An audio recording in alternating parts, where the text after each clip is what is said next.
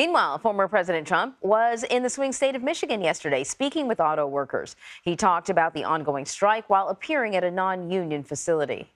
Joe Biden, the Democrat Party, and their political cronies ceased to serve your interests a long time ago. They don't care about you. He puts America last. He puts our workers last. He puts the UAW last. I put America first every single time. Robert Costa is following all of this from Detroit. Bob, good morning. Good morning. For former President Donald Trump, it was as if the debate didn't even exist, speaking to a non-union facility. You heard from the former president, and he took on President Biden. He framed a possible rematch next year as a battle over the support of working voters. Trump's speech was a microcosm of the entire Republican presidential race. While Trump remains the frontrunner, many of his allies tell me he can't take anything for granted at this stage. So he keeps working his base. Coming to places like this in Michigan, ignoring the debate, is in fact part of Trump's strategy. If he doesn't pay attention to them, he hopes his voters will ignore them too.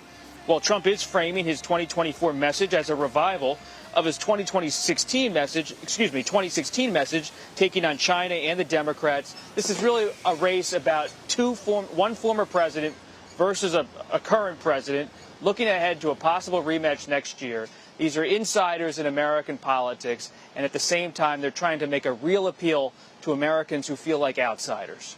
So let's talk a bit about this visit to Michigan. When President Biden visited the picket lines Tuesday, he met with UAW President Shawn Fain. Fain did not meet with Donald Trump last night, and he called him an out-of-touch billionaire.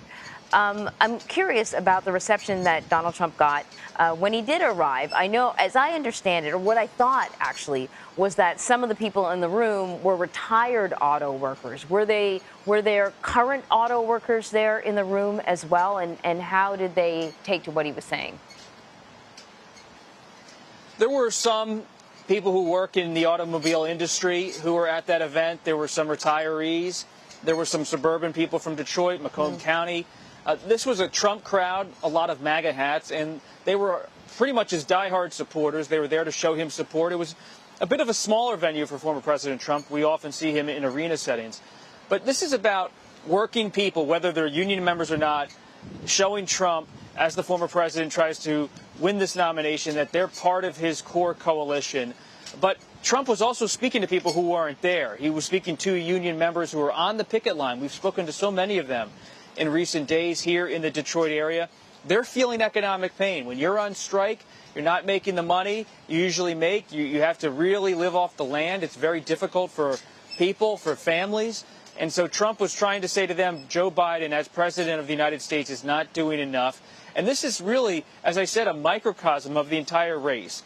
At the end of the day, we always talk about suburban voters or young voters, but it's the working voter who has to go to an auto plant, who has to deal with strikes, who's dealing with inflation. That's who both parties seem to be focusing on as 2024 really kicks into gear.